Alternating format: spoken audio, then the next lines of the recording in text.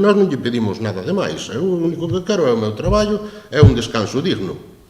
Eu, a min, cando me contratou, díxome, aquí traballanse 6 días á semana. Ou sea, sí, 6 días, unha semana descansa sábado e outra semana descansa domingo. Eu aceptei así. E así estuve traballando 8 anos, tranquilamente. Pero chegou un momento, cando foi da crisis, prescindeu de 5 condutores, e o traballo seguía ao mismo e tiñamos que facer os que estábamos. E entón, a raíz de aí, eran 10 horas diarias todos os días. Eu acórdome que nas Navidades de 2013 tuve un día de descanso. En todas as Navidades. Estou cansa de ir á Inspección de Traballo a denunciar todo isto. Moi cansa. Non se pode aguantar todos os días isto. Non. Isto xa é un límite total. Está a ver si reventamos ou si nos desmayamos, non sei. Como din, estes son algúns dos exemplos da situación que deben padecer a diario os traballadores do Grupo Ferrín.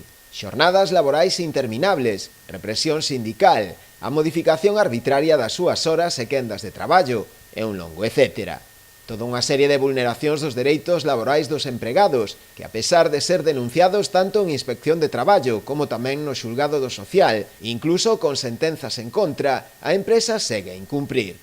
Por esta razón, a CIGA decidiu iniciar unha campaña para conseguir o respeto das liberdades sindicais e dos dereitos laborais dos traballadores, na que se inclúe a presentación dunha denuncia por vía penal contra a firma radicada en Ribeira. E o motivo de que nós fagamos unha denuncia penal é ante a fartura, ante o fartazgo, ante a indignación que xenera que nin a autoridade laboral, nin tampouco as autoridades xudiciais, nin tampouco a Xunta de Galicia tomen medidas ante unha situación tan grave e de un incumplimento tan reiterado de dereitos laborais. Dende o sindicato emprazan tamén á Xunta a que actúe e tome medidas oportunas contra esta empresa. E tamén emplazamos a Xunta de Galicia a como é posible que, atendendo a que hai unha lei de contratos do sector público, que houve no 2017 un conflito no transporte en virtude da aplicación dunha nova legislación vinculadas a cláusulas sociais e a reformulación das liñas regulares e do transporte